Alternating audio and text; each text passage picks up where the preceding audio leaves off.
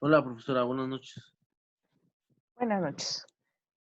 Iniciamos eh, con la sesión clase del día de hoy, que es de Derecho Romano, correspondiente a Derecho Romano. ¿Sale? Según recuerdo, la sesión clase pasada, hoy no voy a decir objetivo general, porque en esencia es una continuación de la anterior que ya teníamos.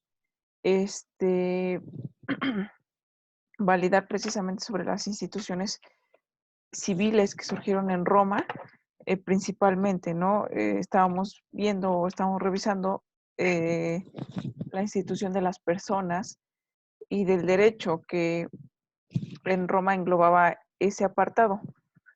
Sin embargo, bueno, en esencia no recuerdo exactamente dónde nos quedamos, pero me parece también íbamos a comenzar a ver la situación de los esclavos en Roma o la figura de la esclavitud, más bien, aunque para algunos filósofos o algunos autores no solamente se reducía a una figura, sino que era una institución propiamente. Pero vamos a verlo poco a poco. Entonces, si también me apoyan con esta parte, si llegaron a investigar algún tipo de cuestión al respecto, también sin mayor problema me lo comparten, lo tomamos como participación y así vamos llevando la sesión clase.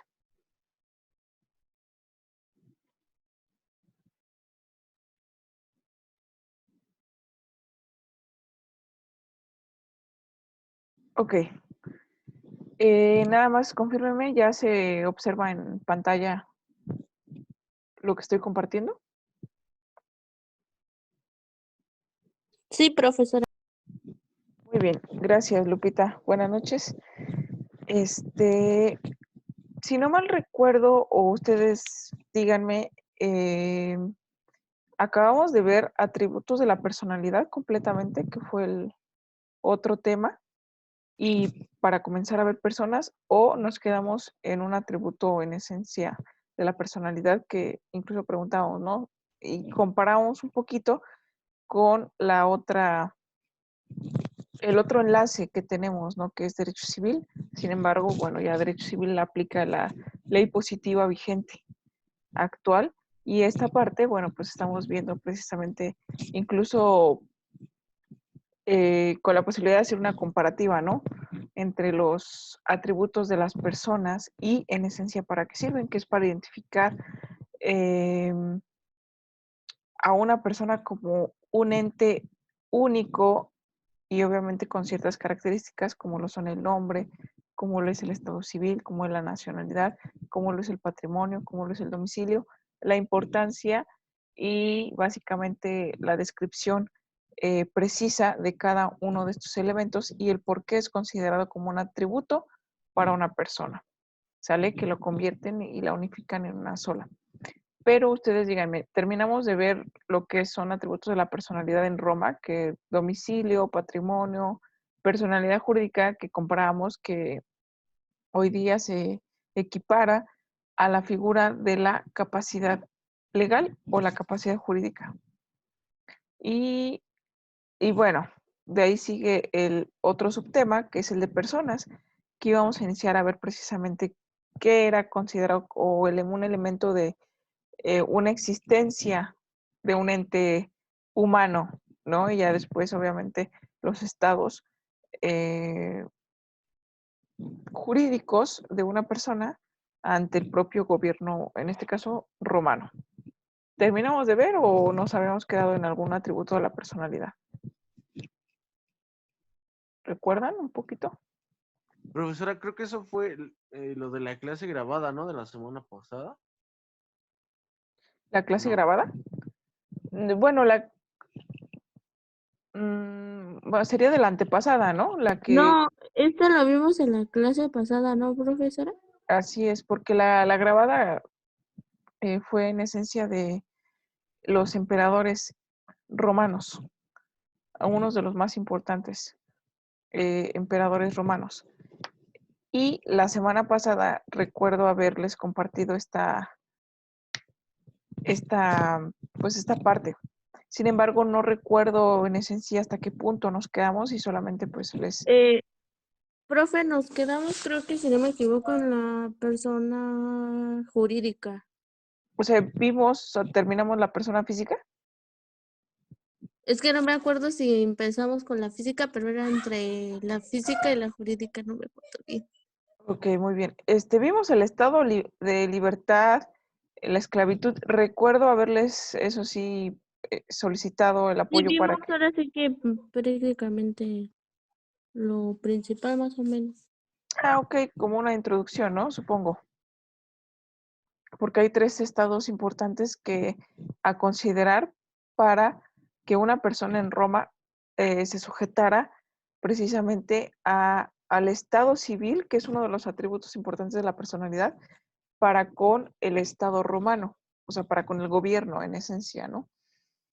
Y otra condición que era la llamada esclavitud, una condición realmente natural para algunos filósofos, como mencionaba, otra, bueno, necesaria también, inclusive los partidarios, dando un pequeño preámbulo al sistema de la esclavitud, porque realmente es un sistema que abordó, sobre todo en edades antiguas, en civilizaciones antiguas, como bien digo, era una cuestión inerte a la fuerza, obviamente, pues de los hombres sobre otros hombres, ¿no? Que una especie de la ley del más fuerte, un dominio sobre otras personas, ¿no? Un grupo de personas que dominan a otro grupo de personas.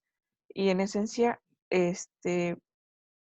pues las sumisas, las personas dominadas, pues tenían estas condiciones eh, desfavorables o las dominantes estaban en un estado de privilegio, que posteriormente, bueno, pues situaciones empezaron a cambiar, ¿no? Pero filósofos importantes como por ejemplo el filósofo griego Aristóteles tenía o hacía legítima la institución de la esclavitud, ¿no? Incluso mencionando como una institución a este estado, ¿no? Otros, digamos que otros aportadores, ahora sí ya en, en Roma, como lo es Marco Tulio Cicerón, eh, como lo es un emperador también importante en lo que es Roma, otro como lo es Seneca, que es también un tratadista, un orador romano, eh, mencionando a la esclavitud también o tratando el tema de la esclavitud como una esencia natural para el derecho, inclusive, ¿no? Para el ser humano. Sin embargo, Seneca, este último, pues, filósofo, menciona la condición de los amos para con los esclavos y el trato que se debe tener unos con otros. Ahorita vamos a ver, obviamente, pues un poquito más al respecto sobre la esclavitud, pero la condición eh, es como la que siempre hemos conocido, ¿no? Los esclavos, pues, no tienen una personalidad libre en esencia, ¿no? Que es uno de los, eh, yo creo que de los derechos principales, de los bienes jurídicos principales que debe tutelar incluso el derecho, ¿no? Pero esta evolución vino posteriormente. En las civilizaciones antiguas era algo natural, normal, bien visto, eh, necesario, inclusive pues por la propia condición de la conquista, ¿no? De las guerras en Roma, independientemente del sistema al que pertenecieran, que si fuese monárquico, republicano o el imperial, era algo usual, ¿no? La conquista, el apoderamiento de territorios, de personas, el sometimiento de obviamente de esos pobladores, pues es algo en esencia natural, normal, bien visto, incluso pues celebrado con victorias, ¿no? Que llevaron, no sé si ya pudieron observar la cápsula de los emperadores romanos, que esa sí fue de la clase grabada, en la cual algunos de ellos, esos triunfos estratégicos militares, los subió en popularidad, inclusive pues en ámbitos políticos, y de ahí obviamente pues al imperio, ¿no? Haciéndolos emperadores estratégicos, obviamente pues severos, algunos otros considerados también como eh, déspotas, ¿no? Aprovechándose del poder que poseían. Pero bueno, entonces regresando a esta condición, eh, obviamente pues el esclavo ni siquiera era considerado como persona, ¿sale? Empezamos entonces, veamos lo que es la persona física. Y de hecho, bueno, si no mal recuerdo, persona física estamos viendo, pero ya en civil. Eso sí es el día de mañana. Pero, bueno, los seres humanos reuniendo ciertos requisitos establecidos por el derecho romano, esto es, debía gozar de la caput. Recuerdo haberles comentado que significaba la cabeza, cabeza de familia, y obviamente pues es importante, ¿no? Porque en esencia habían castigos, si lo podemos denominar de esta manera, en los cuales disminuían ese caput en cada uno de los hombres libres, ¿no? Hombres libres, ciudadanos romanos, que era precisamente, pues, de los requisitos principales o primordiales para los que el derecho debía considerar. ¿Qué pasaba con los extranjeros? Bueno, pues a ellos les regía el derecho de gentes, ¿sale? Que es un trato diferente al cual existía el trato jurídico romano, por ejemplo, ¿no? Y bueno, tenemos también el sui iuris, los que poseían obviamente los tres estados que mencionaba, ¿no? El estado libre, el estado civil y el estado de familia, también conocido obviamente pues como sui iuris. ¿Cuáles son los requisitos inherentes a la existencia humana? ¿No? Que el nuevo ser queda separado el claustro materno, ¿no? Que es el partus editus. Muchos son, en esencia, muchas terminologías en latín, ¿no? Pero bueno, en esencia hay que recolectar lo más importante. Número uno, que naciera vivo y viable. Actualmente, desprendiéndonos un poquito de la historia, que sigue en la misma tesitura, ¿no? El ser humano que nace vivo, obviamente, pues goza ya de por sí de esa capacidad o ese derecho de, obviamente, capacidad de goce, ¿no? Que es ese derecho que ya se tiene desde que se es concebido. Y entiéndase por concebido desde el vientre materno. Cuando se es viable, bueno, pues es obviamente ya cuando se nació, y para el derecho civil es una persona viable, ya sea que sea presentada, vamos a verlo, si no es que ya lo agotamos en la otra materia, pero que es presentado vivo ante el oficial del registro civil o que han pasado 24 horas y sigue y continúa con vida. Conocemos obviamente también o hemos escuchado quizá en algunas ocasiones lo que es la muerte de cuna, que puede darse pues obviamente en las primeras ocasiones, pero hay bebés en esencia que nacen vivos y a las horas mueren o fallecen, ¿no? Entonces, el derecho civil no los considera como viables, sin embargo, bueno, sí se deja una constancia, una existencia precisamente de ese apartado. Ahora, regresando al tema anterior, ¿cómo se comprobaba esa viabilidad anteriormente? Obviamente, aquí parte de corrientes según obviamente pues los líderes en esa ocasión, ¿no?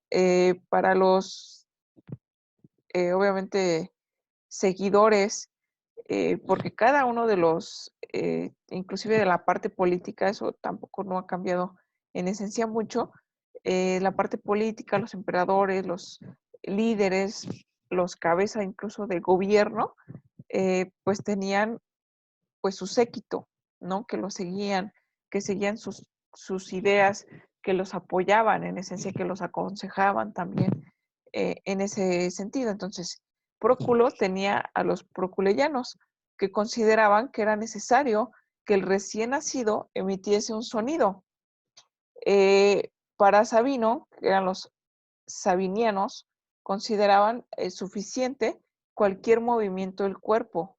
Es decir, obviamente que el ser vivo diera precisamente esos indicios de estar vivo, ¿no? A través del movimiento.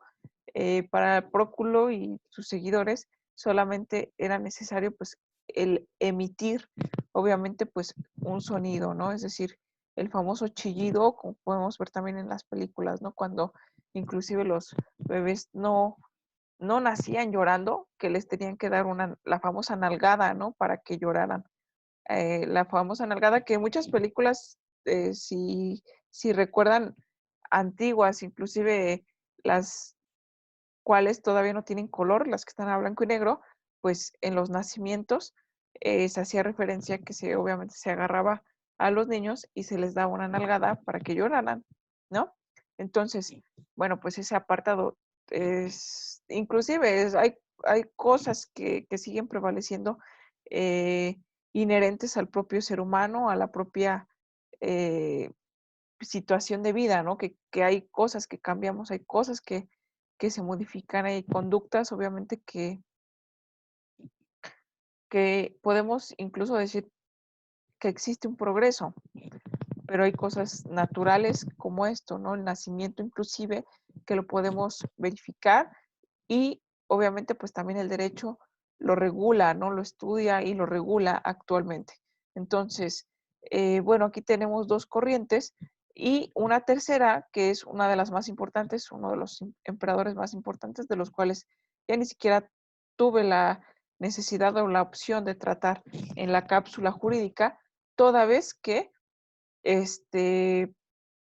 vamos a verlo inclusive de forma paulatina, ¿no? Aquí ya vemos al emperador Justiniano que adoptó esta última postura, ¿no? En la cual, pues, no era necesario ni siquiera que emitiese un sonido, sino que eh, con que se moviera, ¿no? Era considerado una persona, pues, un recién nacido, una persona ya inclusive romana, ¿no? De alguna forma. Ahora, que tuviese forma humana, pues es otro requisito, ¿no?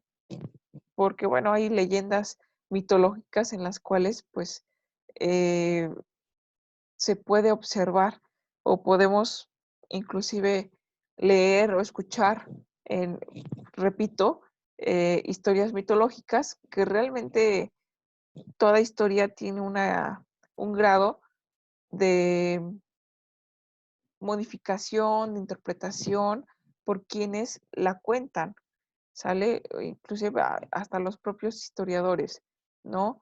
Si de por sí la realidad en el presente se puede observar, se puede vivir de alguna manera y a veces en la interpretación de cada una de las personas se ve esa distinción. Ahora imagínense la misma situación, pero de hace muchísimo tiempo, por eso hay cosas que son o que pueden ser imprecisas, ¿no? Pero bueno, la forma humana era también principal, sobre todo que en cierto momento parte de la historia, pues se mencionaba el seres mitológicos, ¿no? Que no tenían forma humana. Entonces, pues esa es la parte que el derecho también llegó a considerar para concebir a una persona física, concebir en el campo del derecho, ¿sale? Porque el siguiente requisito es que al concebido, pero no nacido, son temas distintos, ¿sale? Cuando se concibe, pero aún todavía no, pues se encuentra, obviamente, pues eh, nacido, ¿no? No se le reconocía ningún derecho. Actualmente sí hay esa distinción y sí existen ese tipo de derechos.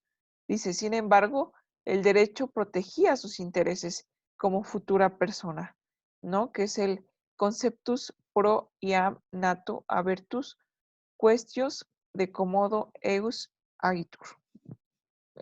Obviamente, pues, en esta parte es lo mismo, ¿no? El derecho protege los intereses de un futuro ciudadano romano. Sobre todo en materia sucesoria. Eso también es una figura que regula el derecho civil actualmente a través de su derecho de familia y sucesiones. Hay un apartado en materia civil, propiamente en materia civil, denominado de esta forma. Pero bueno, dice ya que de no tomarse las medidas necesarias, sus derechos podrían resultar ilusorios, ¿no? Es decir, solamente plasmarlos, imaginarlos, proyectarlos a un futuro sobre una persona concebida, pero que no nació o no nació viva, o nació viva pero no es viable, ¿sale? No es viable en el sentido que les comento, ¿no? En esta forma que, bueno, en Roma, por ejemplo, que tienen que emitir en ciertos gobiernos eh, un sonido, ¿no? Forzosamente. Y en otros, pues con el simple movimiento. Esa es esa parte, ¿no? Y bueno, ¿cuáles son los requisitos para ser considerado persona? Según el derecho romano, para que un ser humano pudiera ser considerado persona, se requería tener posición respecto al ordenamiento jurídico, que es lo que les mencionaba, ¿no? Es decir, debía contar con 3 estatus importantes, ¿sale? Mismos que vienen mencionados en esta parte, que es el estado de ser un hombre libre, mejor conocido como status libertatis, uno de los más importantes, y posteriormente como un derecho inalienable a las personas, ¿sale? A las personas romanas. Ojo, porque aquí vamos a ver precisamente a partir de estos requisitos para ser considerados personas, que no es el mismo concepto que tenemos actualmente, dado el grado de protección a los derechos fundamentales, a los derechos humanos, a nivel nacional y a nivel internacional, es distinta la concepción. Pero todo parte a raíz de ciertos puntos en la historia, puntos que precisamos, ¿no? La prohibición de la esclavitud es porque existió esa figura y es porque predominó durante mucho tiempo, en muchas eras, e inclusive en muchos lugares diversos alrededor del mundo, no solamente una cuestión de Roma, y aquí ya en México, pues ya más civilizados ya no nos pasó. No, obviamente sí nos pasó y sobre todo en el tema de la conquista, ¿no? Cuando llegaron los abusados de los españoles a imponerse sobre nuestros, obviamente, pues indígenas, ¿no? Pero bueno, el estado libre de las personas, el estado como ciudadano, en ese caso ciudadano romano, mejor conocido, perdón, como estatus civitatis o estatus civitatis.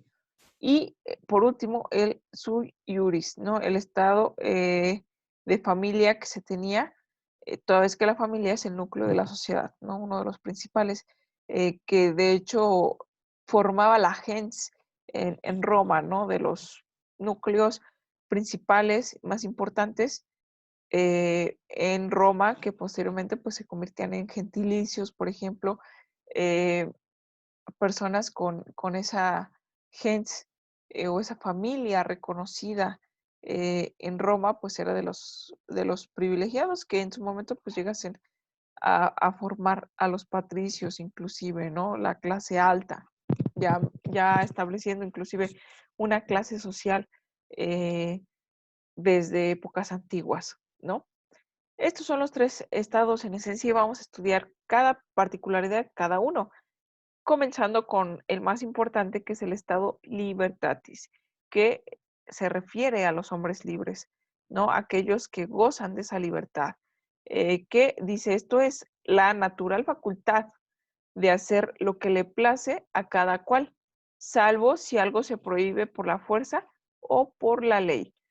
¿Por qué por la fuerza anterior? Hoy día no se permite. Nuestro artículo 17 constitucional impide o inhibe precisamente que las personas puedan hacerse justicia por mano propia, ¿sale? Pero anteriormente sí estaba regulado hacerse justicia por mano propia. que en realidad empezó a regirse, y yo creo que ustedes han escuchado perfectamente esta figura sobre la ley del talión. A ver, no sé si César o Lupita, ¿ustedes saben a qué se refiere la ley del talión?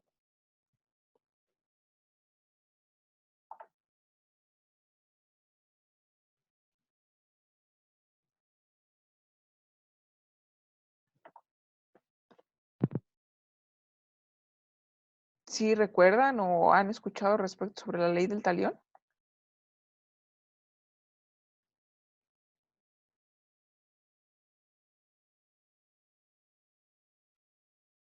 Pues sí, profesor, nada más que pues no lo tengo como tal todavía bien definido.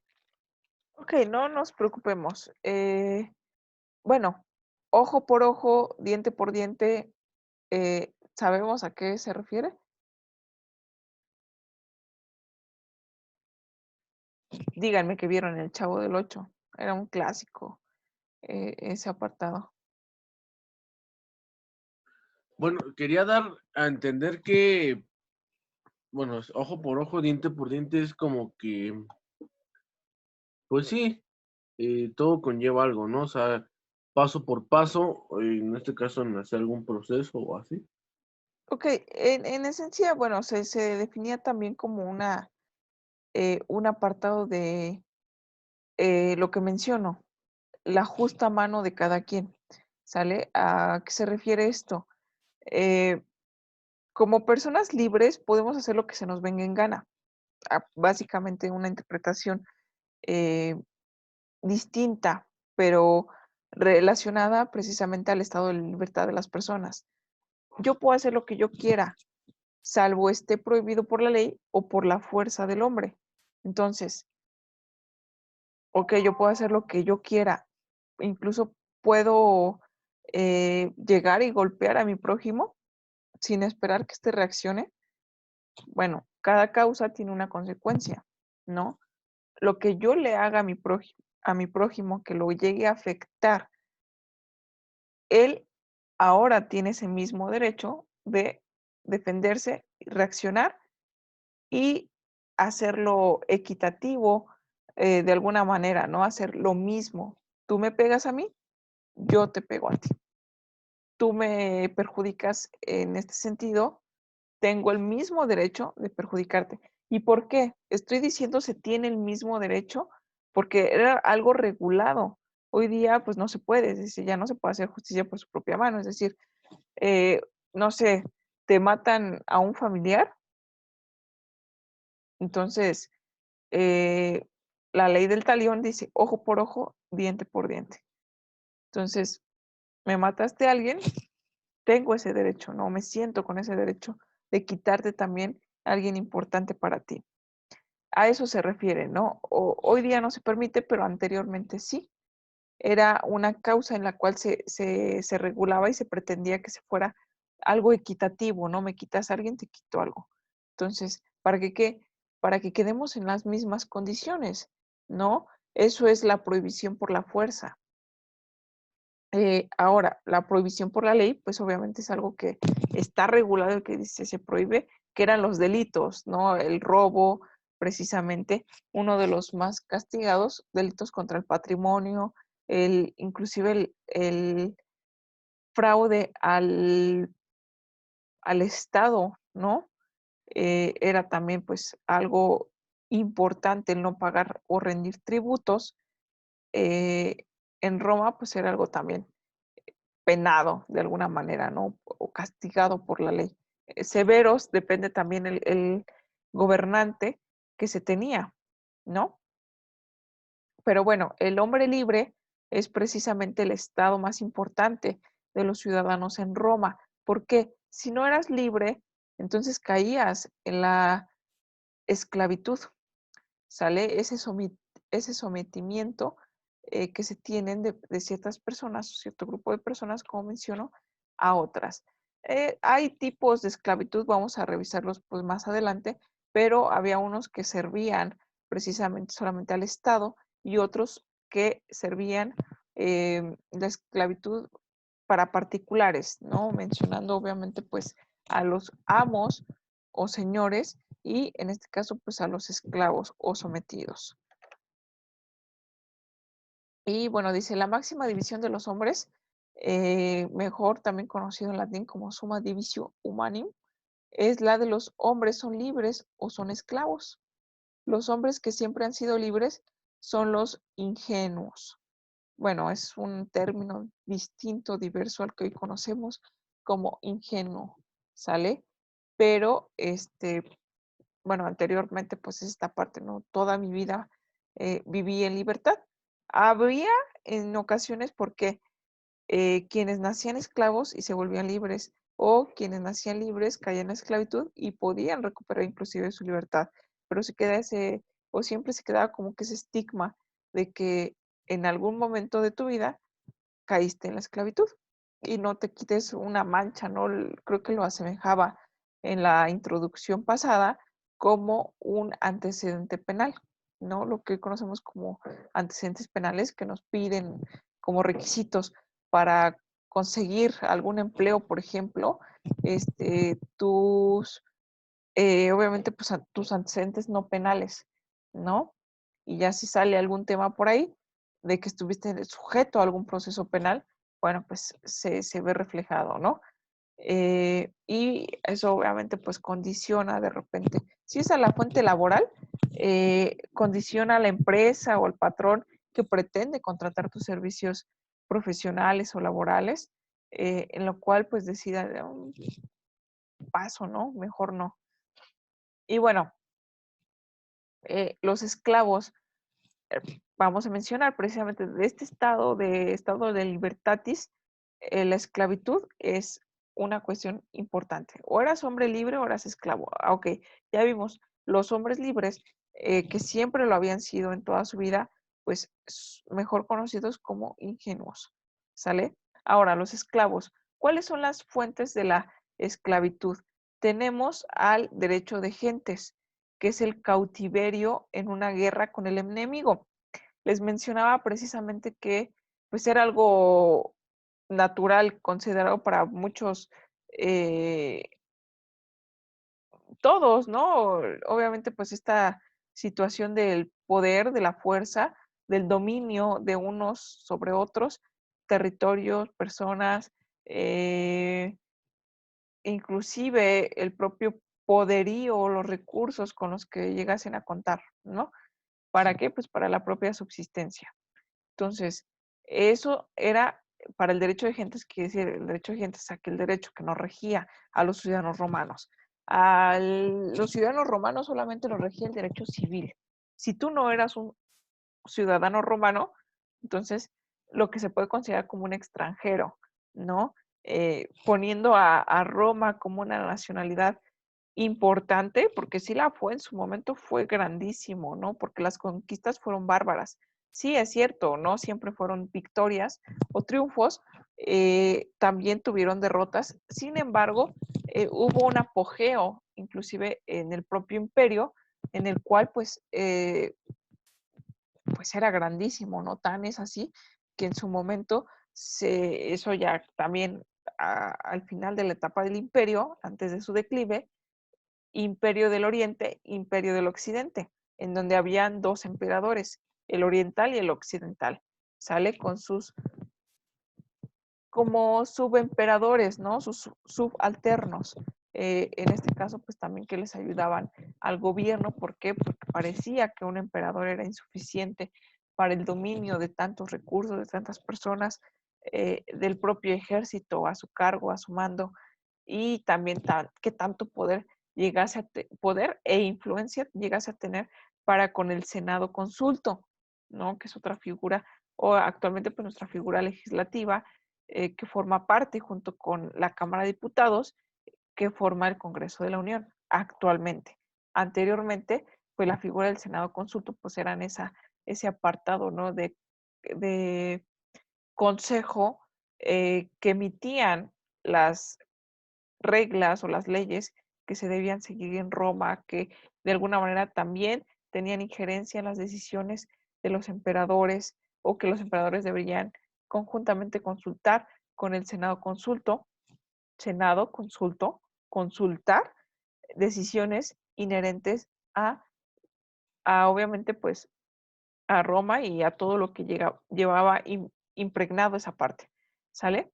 Entonces, esto es en esencia el cautiverio, ¿no? Esa parte en la cual Roma llegaba a conquistar, dominaba y obviamente pues todos aquellos los cuales eran conquistados y que no lograban escapar, porque había otra condición, ¿no? Los que lograban escapar regresaban a sus viviendas, se ponían de alguna manera a salvo, era algo extraño, ¿no? Pero se les aplicaba una especie de retroactividad a la condición, es decir, recuperaban su estado de libertad, porque quienes no, entonces caían en cautiverio, en dominio de los, número uno, de los soldados romanos, ¿no? Pero pues obviamente ya los siervos para Roma que se podían vender, podían servir al Estado, obviamente pues ustedes sabrán, la mano de obra más barata, y digo barata porque de alguna manera siempre tiene un costo, ¿no? Al menos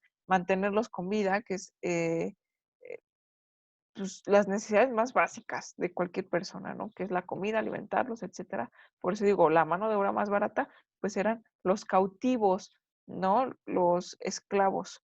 Ok, otra situación, el jus gentium por nacimiento, ¿no? El nacimiento de la madre. Aquí menciona algo muy interesante. Dice, la madre esclava durante todo el embarazo. El derecho clásico reconoce el favor libertatis si, es decir, el derecho a libertad, si la madre durante la gestación fue libre, aunque sea por un instante. ¿Sale? Esto es uno de los más importantes.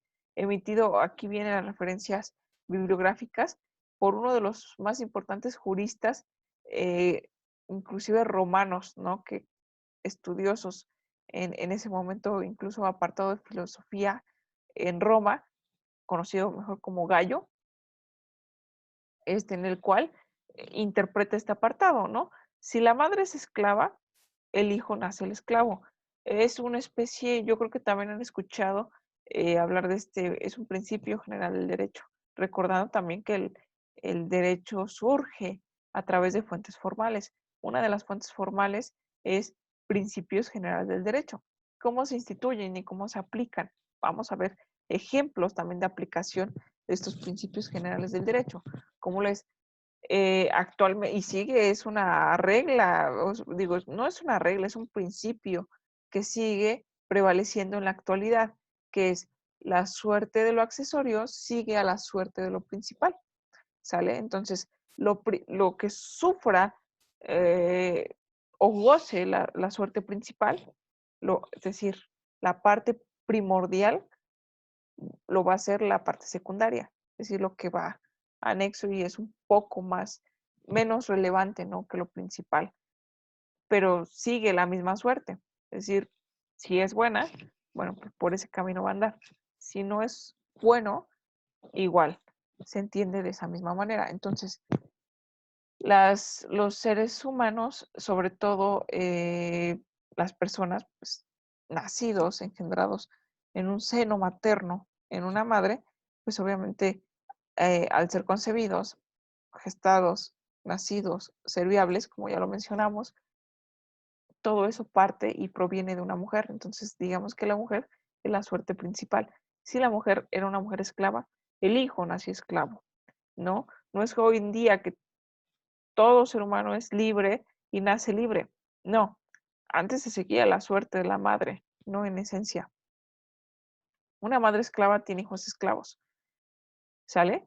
Entonces, si la madre concibió cuando era libre y después cae en la esclavitud, el niño o niña, nacen libres. Dice, si durante algún momento de la gestación fue libre la madre, aunque sea por un instante, el niño nace libre. Si no, nace esclavo. ¿Sale? Entonces, es esta parte, ¿no? El jus gentium o el derecho de gentes, el derecho extranjero, regula que se cae en la esclavitud, ya sea por ser cautivos, es decir, estás en un estado de libertad de tu propio pueblo, llega la conquista, y hay un sometimiento, se reconoce el cautiverio. 2, por nacimiento.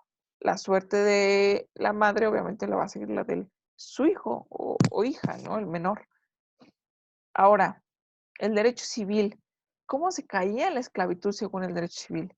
Hay algo importante que espero podamos agotarlo en clases subsecuentes. De hecho, lo vamos a agotar.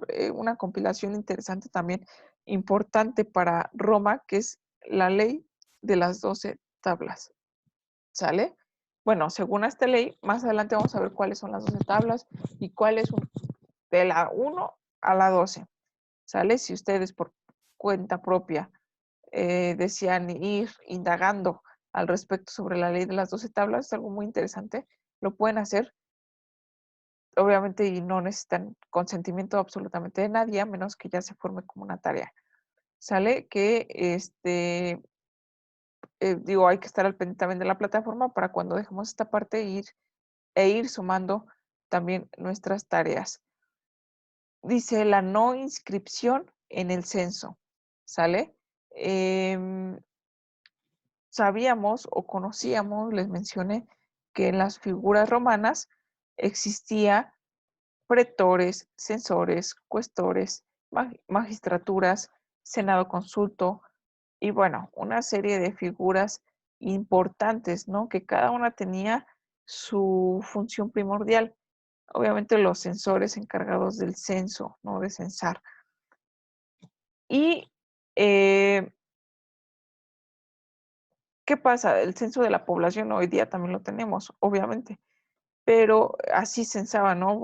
Dado el dominio, la regulación que llegasen a tener también, las conquistas favorables que llegasen a tener los romanos, bueno, pues era importante, ¿no? Seguir censando todo lo perteneciente a Roma. Y digo todo lo perteneciente porque había personas que siendo personas, eh, pues eran consideradas como cosas, ¿no? Y había otras que sí gozaban personas libres, que gozaban de su libertad y que de todas maneras, pues también tenían que estar contempladas dentro del gremio poblacional de Roma o de los ciudadanos romanos. Entonces, según la ley de las 12 tablas, se tenía que estar inscrito en el censo poblacional. ¿Y qué pasa si no, por alguna causa, razón, motivo, circunstancia, no se estaba inscrito en el censo poblacional? Es una figura conocida como incensus y obviamente no estás reconocido como ciudadano romano, entonces no eres un hombre libre, caes en la esclavitud, ¿no? Automáticamente, por el estado de incensus, eres esclavo. Entonces es uno de los importantes para allá, para los romanos, ¿sale? Otra, el no pago de impuestos. Les decía, eh, cualquier persona puede hacer lo que se le venga en gana, eso en Roma, incluso actualmente aplica, ¿no? Siempre y cuando no esté prohibido por el derecho. Decía, sobre todo, partes importantes o específicas en Roma, que es prohibido por la ley o prohibido por la fuerza. Menciona que por la fuerza hace una alusión a la ley del talión, a la ley, obviamente, del ojo por ojo, diente por diente, en el cual se permitía hacerse justicia por mano propia. Hoy día no se puede, pero esa es la prohibición por la fuerza, ¿no? Ahora, por la ley, obviamente lo que estaba prohibido por la ley, que les decía, delitos, ¿no? Lo que no está permitido, pues es lo que está prohibido. Paradójicamente suena de esta manera, pero algo que mencioné muy importante para los romanos era el no pago de impuestos. Entonces, no contribuyes al erario del imperio, de la república, de la monarquía, vámonos. Entonces, automáticamente pierdes tu condición de ser un hombre libre y caes en la esclavitud, que es uno de los estados más importantes. De los estados en forma, o de los estatus, ¿no? El estatus libertatis, que mencionamos que para que una persona fuera considerada como persona en Roma, pues tenía que tener 3 estados: estatus libertatis, estatus civitatis y el estado de familia, ¿no? El estatus familiae. Entonces, bueno, estos 3 estados, estamos analizando el primero, que es el estado de libertad. No pagas impuestos, caes en la esclavitud. ¿sale? Otro, no alistarse en el ejército, mejor conocido como infrenques. Bueno, hoy día tenemos, por ejemplo, al grupo de varones, una cuestión interesante, pues, que se llama el servicio militar, ¿no? Que se tiene que hacer, obviamente, eh, pues, en la etapa en la principal etapa de la juventud, ¿no? Adolescencia y juventud. Entonces, hacer ese servicio militar, de alguna manera, pues, es un derecho y una obligación para los varones, porque para ciertos trámites te piden el servicio militar liberado, ¿no? Un derecho para las mujeres también pueden hacer el servicio, el servicio social, el servicio militar. Este, sin embargo, no es algo obligatorio, ¿no? Por ejemplo, para sacar visa, pasaporte, no te, cuando se es mujer, no se pide el servicio militar liberado. En cambio, a los varones, bueno, pues algo que sí se les requiere en más de un trámite a lo mejor, ¿no? Que pueda tener esta parte. Entonces, analizando desde épocas antiguas o civilizaciones antiguas, el no alistarse en el ejército, pues constituía una falta grave que te hacía caer en la esclavitud, ¿sale? Si es que eras un hombre libre. Otra, que es comisión del delito de robo infraganti. Les comentaba, los delitos pecuniarios que tienen que ver con el pecunio, que es el patrimonio, eran también graves. ¿Por qué? Pues todo delito grave te quitaba la condición de libre, ¿no? No alistarse en el ejército, no pagar impuestos, cometer robo principalmente. Infraganti, bueno, pues hoy conocemos como infraganti a la flagrancia, no fragancia, flagrancia, ¿sale? Que, bueno, ya ustedes en su momento lo verán en derecho penal, que constituye precisamente el cometer el acto y al estarlo cometiendo es cuando se sorprende, ¿no? En flagrancia, sorprendido en flagrancia, pues causa obviamente el derecho a ser aprendido, a ser detenido y ser sujeto a proceso. Actualmente es esa parte. Anteriormente, obviamente, pues también automáticamente caer en el estado de esclavitud. Y bueno, por las deudas de carácter civil, otra, ¿no? Pido prestado y no pago, bueno, pues es un derecho que tiene, por ejemplo, el acreedor, que es a la persona a la que se le debe dinero, quien prestó ese dinero, entonces también podía demandarlo. Y como, qué mejor presión, imagínense hoy todos los acreedores que hoy día fuera así, decir, ah, pues no me pagas, amenazo con quitarte tu condición de libre, ¿no? Entonces tú amenazas con eso y te andas metiendo en un pleito, ¿no? En un pleito legal. Pero anteriormente sí se podía, ¿no? Por deudas de carácter civil, en el cual te presto dinero, das tu palabra, es esa parte importante, ¿no? Das tu palabra de pago y obviamente si se te acusa de no haber cubierto esa deuda, para eso estaban también los pretores, ¿no? Quien decidía, ¿no? Si se entraba en algún tipo de conflicto. A ver, y eso contaba mucho también la posición, siempre ha contado la posición económica, el estado económico de cualquier persona, ¿no? Entre más poder, más influencia se tiene. Tu palabra cuenta más. Entonces, se observa regularmente, pues, ese apartado, ¿no? No me ha pagado, le presté N cantidad de dinero, no me pagó, entonces se le procese y pierde su calidad de hombre libre. ¿Sale? Esta parte abolido en el 326 a.C. en la ley Poetilia Papiria. ¿Sale? Según el derecho posclásico, esto es referente al derecho clásico, ¿sale? Derecho civil, cómo caer en la esclavitud. Ya vimos maneras de caer en la esclavitud y eso, si es que llegamos a más adelante a tener un cuestionario que podamos poner obviamente para efecto de evaluar el aprendizaje significativo obtenido, hay que tomarlos en consideración, por eso es importante también que ustedes realicen sus propios apuntes, ¿sale? Inclusive, pues, temas de tareas, puede ser tema de tarea, ¿no? El vertir lo visto en sesión clase, que es también algo importante a considerar, las investigaciones, las participaciones, todo suma, ¿sale? Pero hay que tener en cuenta, obviamente, pues hasta el momento lo que hemos visto, que pareciera poco, ¿no? Un tema que se agota rápido, ¿no? Que es una persona física, lo domino, ¿no? Pero anteriormente en Roma, sobre todo, y ni siquiera es tanto de dominar la sesión clase pasada, recuerdo en civil, que lo vamos a ver mañana, lo vamos a retomar mañana, pues veíamos este apartado en el cual incluso era un poco enredado en el grado de parentesco, líneas ascendientes, descendientes, laterales, eh, ese tipo de cuestiones, ¿no? En grados, primero, segundo, tercer grado, cuarto grado, es un poquito enredado. Y eso que es un derecho vigente, actual positivo, escrito, es decir, escrito que rige actualmente. Ahora, pues anteriormente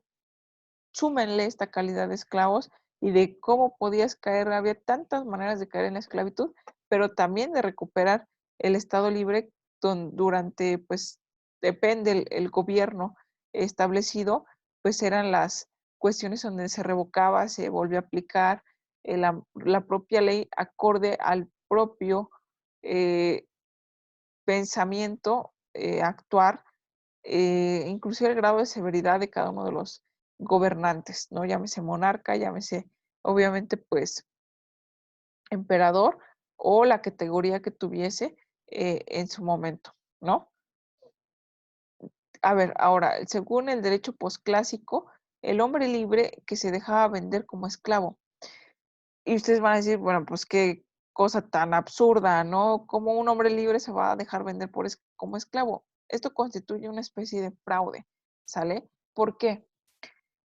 Eh, Hay una parte en la cual en Roma se conocía o se consideraba como la libertad o el estado de una persona libre, el estado libertatis, como un derecho inherente a la persona. Es decir, tú al ser concebido, al ser obviamente concebido y nacido no es lo mismo, acabamos de ver esa diferencia, nacido y ser un ciudadano libre, este, un ciudadano romano, ¿no? Precisamente estamos viendo los ciudadanos romanos o el derecho civil aplicable únicamente para los ciudadanos romanos, era inalienable, es decir, no se puede desprender tu estado libre con tu vida, sale con tu condición de ser.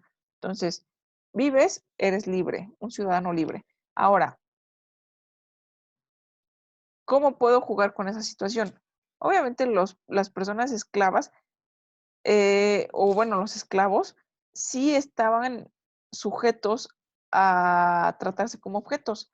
Los objetos tienen esa enajenibilidad, que decir que pueden enajenarse por un precio, es decir, comprar, venderse, etcétera, ¿no? Carecían de derechos, principalmente pues el de la libertad, ¿no? Con ciertas consideraciones. Ahora bien, el hombre libre que se dejaba vender como esclavo, es decir, obviamente en complicidad con alguien más, es decir, por ejemplo, no, a ver, tú me vendes como una esclava, este, en el momento que te paguen el precio por mí, pues es algo que es una cuestión, un trato, se desaparece y en su momento, más adelante, yo puedo reclamar mi derecho como persona libre, mi derecho inalienable. Entonces, ¿qué quiere decir? Que el comprador de buena fe compró un esclavo, una esclava, y